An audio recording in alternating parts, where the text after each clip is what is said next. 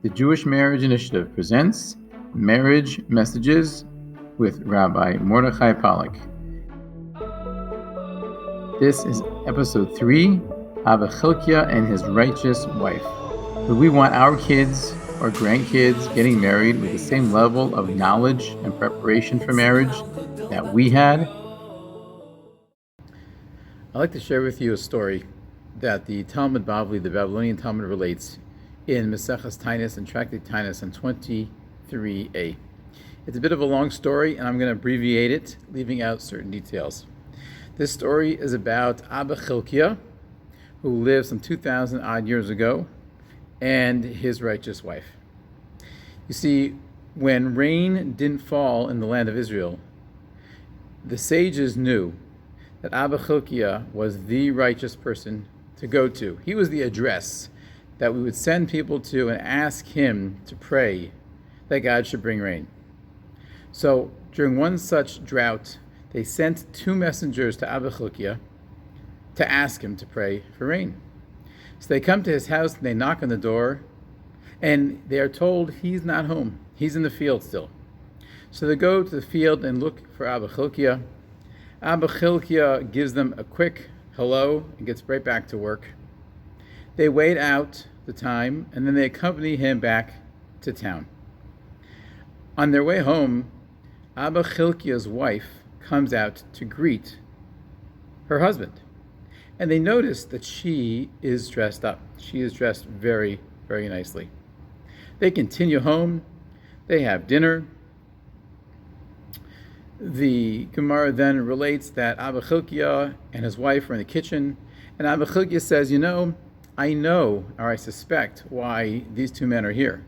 They have come to ask me to pray for rain. So let's go up to the rooftop, and we'll pray for rain. And that way, they won't have to ask, and we won't get the credit. She says, great idea.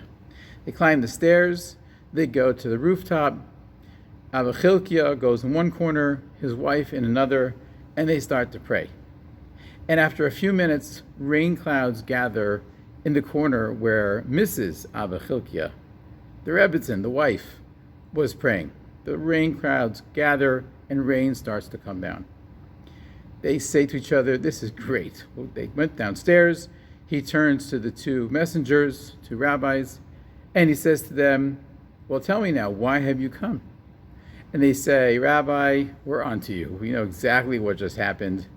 We know that you prayed. We know this rain is coming in your merit.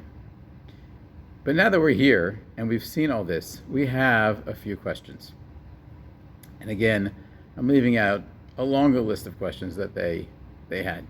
First, when we came to the field, why didn't you greet us more warmly? You kind of waved, said hi, and that was the extent of it. Abba Chilkia responded, you have to understand, I'm a day laborer. I work on the clock in the fields. I'm not the boss. I'm not the owner of this enterprise. I work for someone else. So for me to take out time to spend with you and to greet you warmly and appropriately would not have been right. I'm on the clock. Someone else is paying me for my time. Clearly, Abba Chilkia and his wife were not wealthy individuals. The next question they asked, why did your wife come out dressed so nicely? So Abba Chilkia said, my wife understands that when she dresses nicely, I'm more attracted to her, and I'm not distracted by other women in the street. And their final question they asked is, why did the rain clouds come to your wife's side and not to yours? Abba Chilkia responds, because my wife is more righteous than I. And he offers several reasons, and one of them is that there are certain criminals that lived in their town, and I gave up on them. I wrote them off. I said, there's no hope. My wife, on the other hand, did not give up. And she kept praying for their welfare and that they should change and they should make something of themselves. And they did. They did teshuvah. They changed. And because of that, she is more righteous than I. And God, therefore, listened to her prayers before he listened to mine. I think from this piece of Gemara in the Talmud Bavli, we can walk away with many lessons. I want to mention 3 specific lessons that I think you and I can gain. Number 1 is money is not everything. Here are 2 towering giants of righteousness, moral, ethical, tremendous people, tzaddikim, tzaddikonios, people that we would emulate and aspire to, want our children to look up to, and they were far from wealthy. And maybe because they were far from wealthy, because they were very simple people, they were able to reach these tremendous heights of righteousness. We live in a society today which is hyper-focused on money, which causes tremendous jealousy, tremendous stress, and tremendous distraction, none of which is necessarily healthy for our marriages and for our families. The Torah does not encourage poverty, but certainly there should be a balance in our approach to finances and to being ambitious in the financial arena. Number 2, God himself, our Creator, created men to be very visual. And at the same time, he created women, to be beautiful.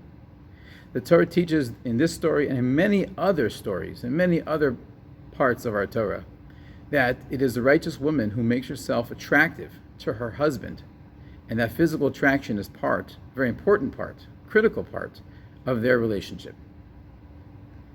And last but not least is for men to realize that their wife may very well be more righteous than they. And the source of their success in different arenas in life may in fact be their life's partner. And to realize that, and to allow that to humble us a bit, and to appreciate that women throughout history, starting with the first Jewess, with Sarah Imenu, was greater than her husband Avraham in some areas. And for us to appreciate that, to appreciate our wives for that and for many other reasons.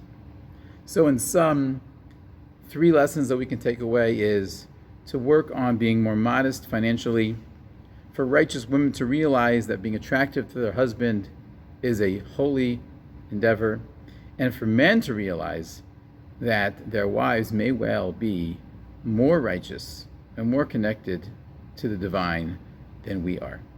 JMI offers regular free content and affordable e-courses. For more information, please visit us at www.ourjmi.org.